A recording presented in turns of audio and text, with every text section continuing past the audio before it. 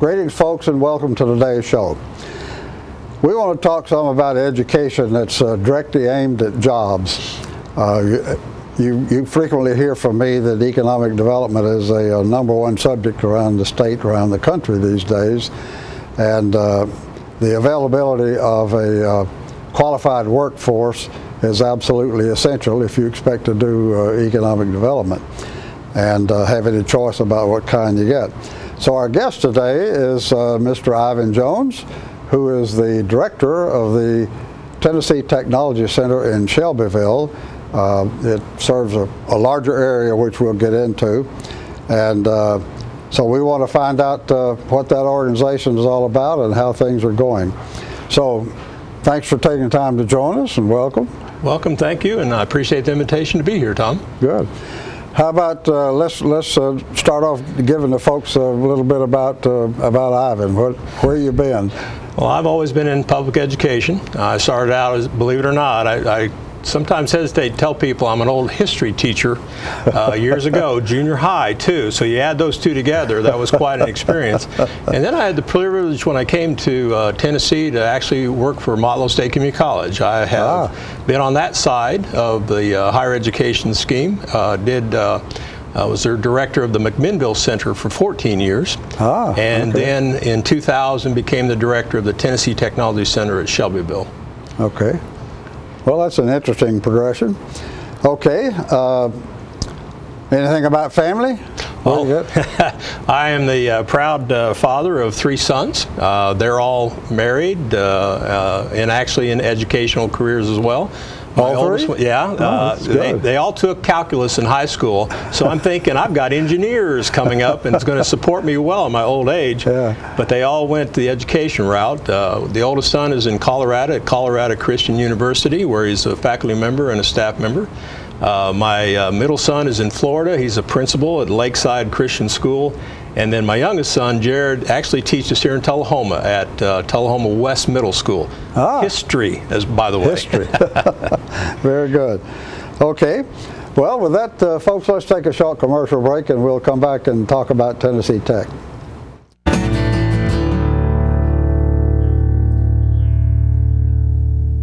The highest standard of trust offers a sense of safety and comfort. It's established over time. You know when you see it. You know when you feel it. There's a standard of trust in healthcare. It's the Joint Commission Gold Seal of Approval. In 2003, Life Care Center of Tullahoma voluntarily achieved this accreditation and maintains it still today. Life Care, meeting a higher standard because residents matter most. This is J.D. Oliver here at the Smokehouse on Monteagle Mountain. My sisters Betsy, Nancy, and I'd like to thank you for supporting our family business for over 50 years. Hello, this is Stella Parton, and I am standing here right in the middle of Jim Oliver's Smokehouse restaurant. But you need to come in here. We just got through doing a show. We also have a music scene going on here, and I want to invite you to come down because it is your mountain destination. Music on the Mountain in Monteagle, Tennessee. My name's Betsy Oliver. I'm the kitchen manager here.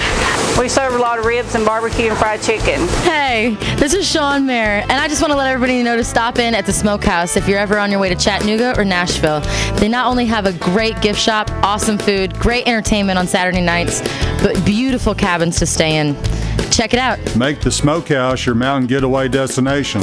Stay in one of our 84 lodge rooms and 20 timber frame log cabins. Look around our trading posts and eat in our delicious restaurant. Enjoy music on the mountain every Saturday night featuring the best of Nashville.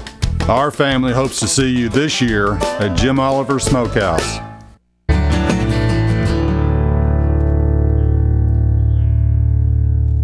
We're back, folks, and we're talking today with Mr. Ivan Jones, who is the director of the Tennessee Technology Center in Shelbyville.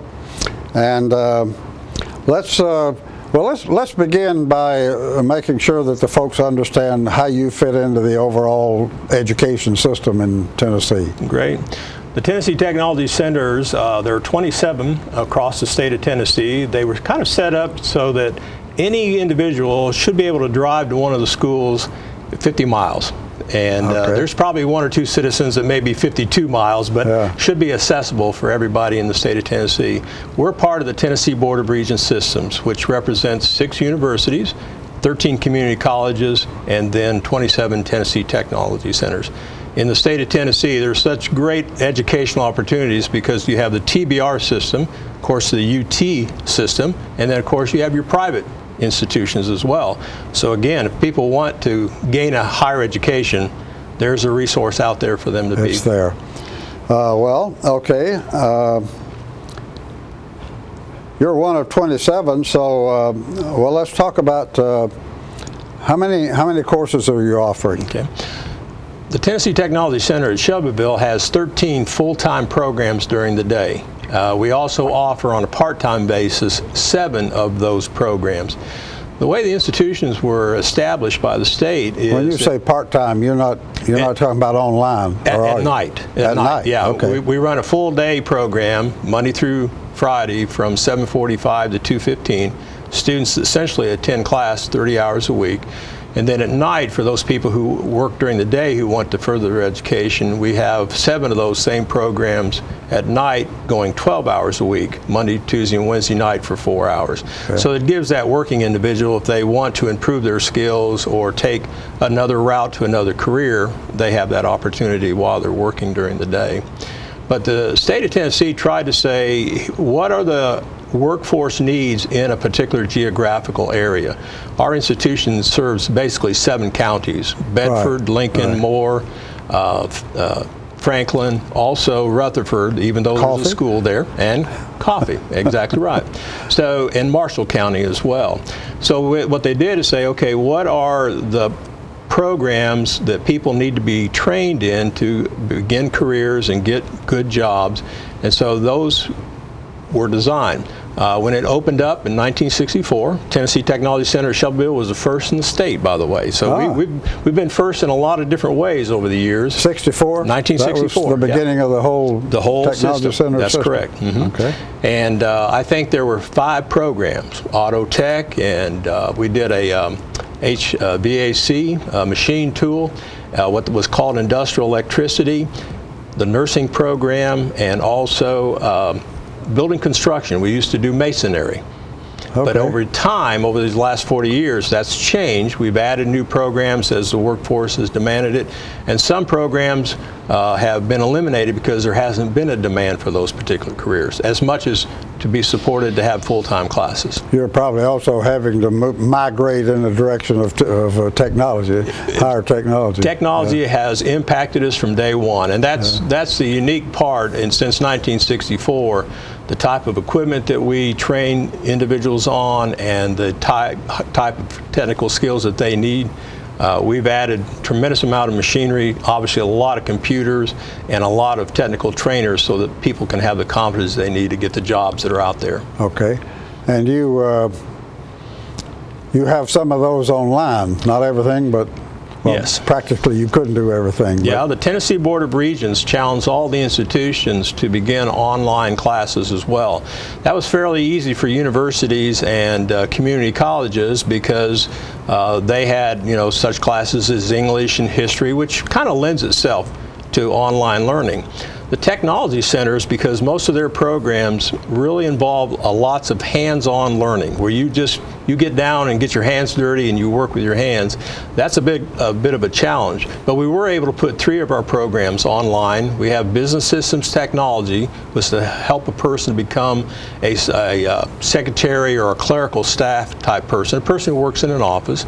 We do have the computer information systems, which involves obviously computer work, kind of a help desk technician type of support. But we also have the CAD drafting program, because most of that is done now with the powerful software, so a person can work on those classes at home and get their education online. Okay. Can they complete it? Can they do the whole thing They online? can do the whole thing. Yes, sir. Mm-hmm. Never have to visit campus unless they want to. Okay. Well, tell us how many students do you have? With the way our classes are set up, essentially every program has 1 instructor for 20 students. So with 13 full-time programs and 7 at night, you're limited on the number, but essentially we're full every term. We have about 550 students enrolled daytime, nighttime, and part-time classes that we also offer to the general public of special interest like computers. Sometimes do other special classes as the need. We do some leadership type of training as well, but we average about 550 students each term. 550. Do you have more requests than you have room?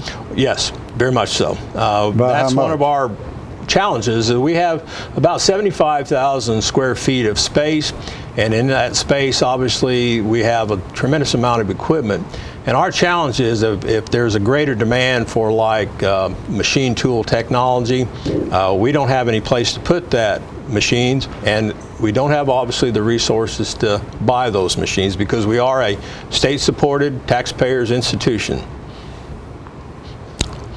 At which everybody wants a little more than they can get, huh? Well, the needs of the state are great, and that's one of the great challenges. How do you use the taxpayers' dollars to the best efficient way that you possibly can? But that does sound like we have a bit of an anomaly there. Particularly Governor Haslam has made, well, and before him, Bredesen also, made a big issue out of economic development. And they're pushing it, and Governor Haslam came along and has done some expansion of his own and reorganized things, and so they really are hustling for economic development, but the availability of required workforce is, if you don't have that, you can't get to the industry. That is their dilemma, and as you said, they're working very hard to try to meet that need, but once again, it is finding the resources on limited taxpayers' dollars. And one thing they're really working very hard too is to try to establish more partnerships. In other words, going to the table with business and industry and saying, what can you bring to the table to help us out as well? So across the state, you'll find in certain places that some businesses and industries have stepped forward and said, here's equipment that you can use, here's space that you can use. But unfortunately, it's still not meeting the demand of the workforce currently, because manufacturing jobs are returning back to the United States. And right. the existing industries, they're expanding and they're looking for more qualified, more highly trained people to fill those jobs. And it's not just an issue here in Tennessee, it's pretty much across the United States. Yes.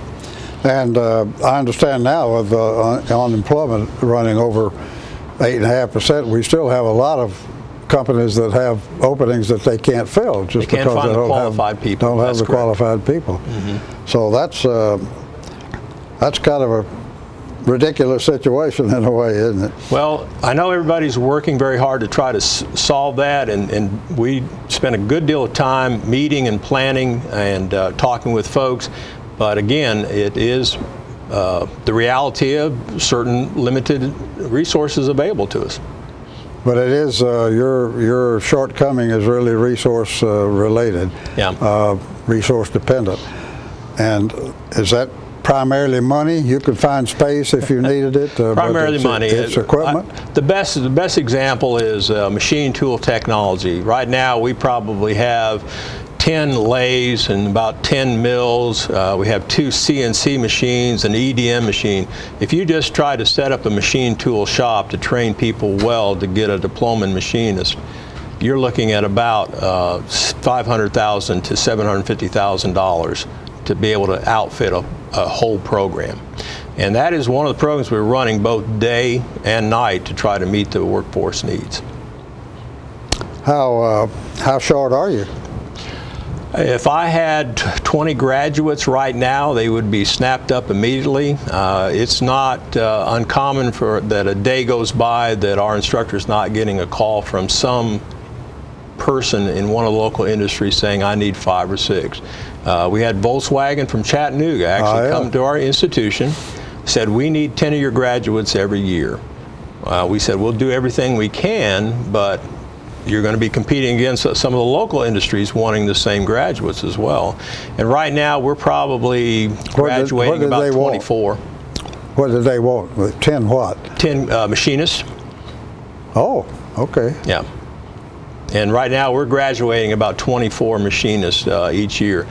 the way the state set up the program is you have one instructor for 20 students. So you only have 20 in the program at the same time. And you have to, again, you're limited on the number of machines that you have. Otherwise, you have them standing around doing nothing. Because most of the work, you're probably looking at 40% of the classroom work is hands-on. They're doing project-based activities so that they really get the competencies and skills they need to do the job.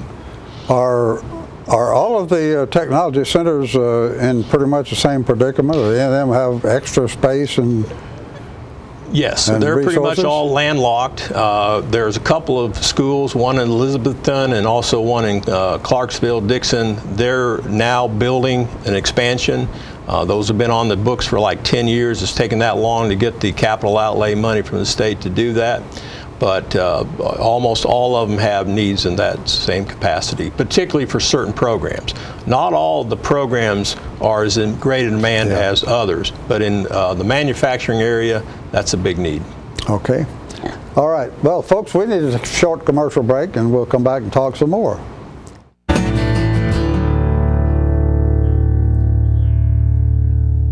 Hi, Grandma. It's Jake.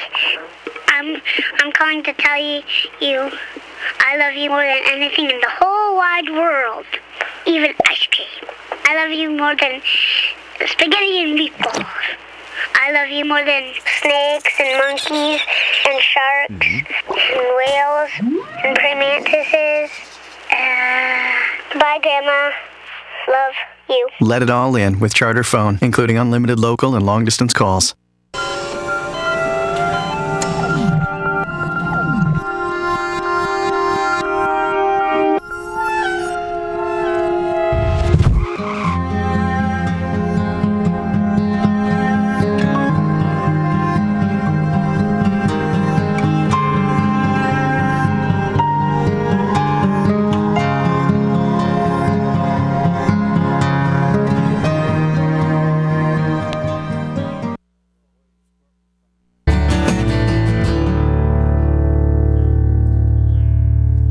We're back, folks, and we're talking today with Ivan Jones, who is the director of the Tennessee Technology Center in Shelbyville. That system of schools is responsible for providing the workforce, if you will, for most of the industry around the state. Well, we were talking a little bit earlier about the you have needs that are not being met. Do you have any idea what and that is primarily in terms of money. Yeah. Do you have any idea what the general level is and how much the gap is? Well, the state of Tennessee has a process each year that all 47 institutions, a part of TBR, can make a request for both capital outlay, which is essentially buildings, but it also involves some equipment, but also requests for capital maintenance. You know, our institution, again, is over 40 years old, so there's new roofs and new floors and things that need to be done. So each year we're able to send in a request, and then the governor and the legislators look at that and say, okay, how much can we take out of the budget to supply that? I don't have the exact figures, but I would say last year they received a request from all 47 institutions, about $300 million of requests for building expansions or new buildings. And I should say about 100 of that was the MTSU's new science building, which is something that's going to be built. That was approved this year, so that's a big cost that's going to be met, and that's great. In maintenance, you're probably looking at about $100 million of maintenance requests, and I think they were able to fund maybe about $47 million of that. So again, there's a process involved, and the Tennessee Technology Center at Shelbyville does have a request. We're number 8 on the list. And if the pattern for the last 2 years of how much they've been giving out of the budget for these projects, we should be able to build back, I think, in 2014. That'll be starting. So that means it usually takes about a year to get it built. So probably in 2015, I'll have another 10,000 square feet added onto my facility. But it's a slow process in which you have to go through asking for the money and then, of course, finding the money through the state. Well, it's kind of interesting that your request is you don't have a specific allocation with respect to equipment, and yet I would think that's especially these days as everything gets more technical, your equipment requirements would be substantial. Well, we are able to update our equipment based on our funding, which again, we do receive state appropriations, which is again based on what they call a funding formula for higher education. Unfortunately, it's not funded at what we call 100% because the resources haven't been there.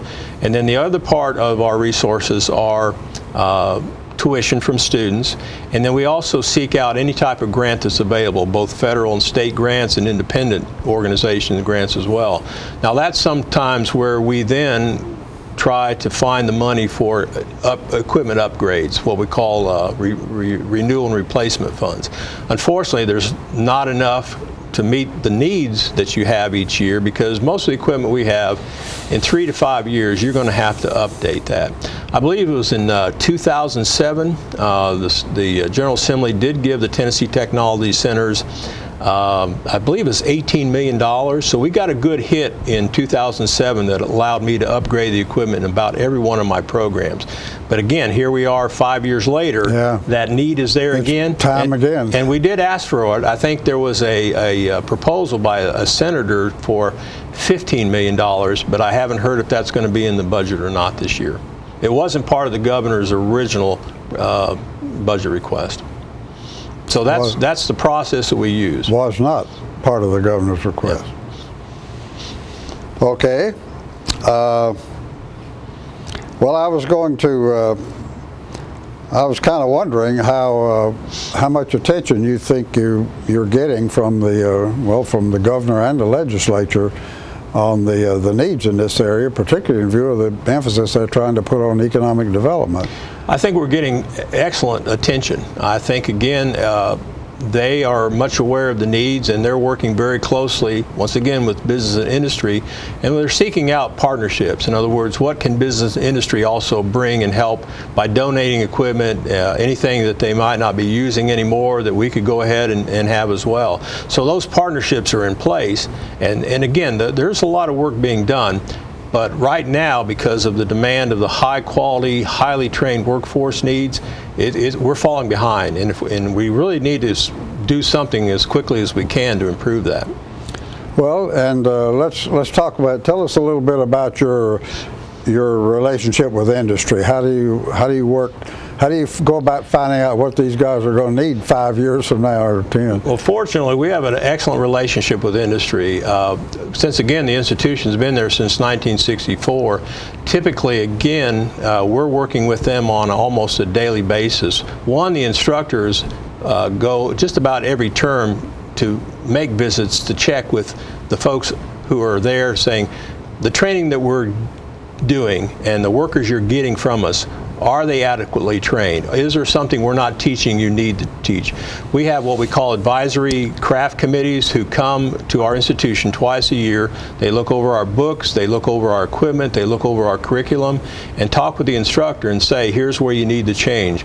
That way we've at least been able to, because of that dialogue, understand what the industry's needs are in terms of where the companies need to be, at what skill level, etc. And then again, inevitably, working with the local chambers of commerce, typically if there is a prospective industry who contacts them and says, we'd like to look at your place, we're thinking about moving here, we're usually involved in that process. We're able to tell them and meet with them, here's the programs we have, this is the number of graduates we have in each program, here's the type of workforce that you're going to be able to find. So there's a good relationship with each one of those. And typically they call us, sometimes they need to send some of their workers for upgrades and skills, so they'll call us and we'll design programs and have them come in and help or learn those skills as well.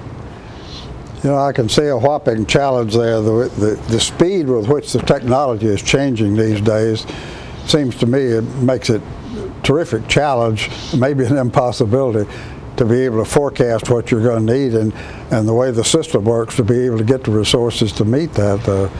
I think it's a challenge. I think it's a challenge for industry as well. I mean, they see it first, sure. And then when they come to us, and then again, as a state institution, and that's just a slower progress. I mean, you just have to take time.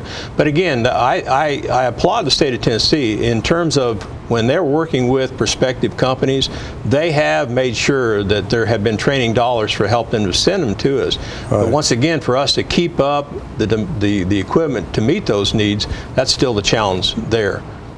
And as time goes on, you're going to need a more and more speedy response. Yes, and everybody's working toward that. Yeah. Yeah, as I mentioned, it's been one of prominent magazine has said that we are at the beginning of the third industrial revolution, and it's going to be a real challenge. Well, folks, guess what? We have run out of time. We're going to have to take a short commercial break and wrap up.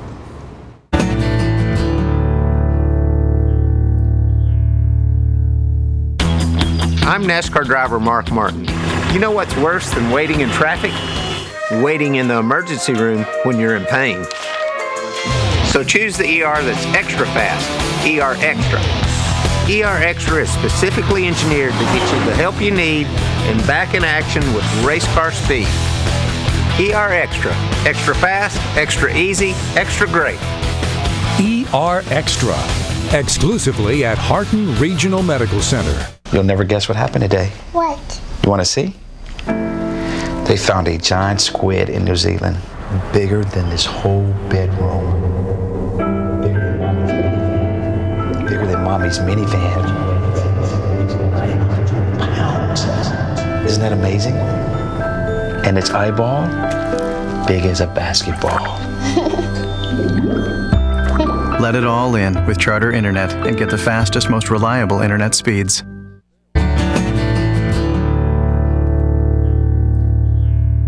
We're back, folks, and we've been talking today with Mr. Ivan Jones, who is the director of the Tennessee Technology Center in Shelbyville.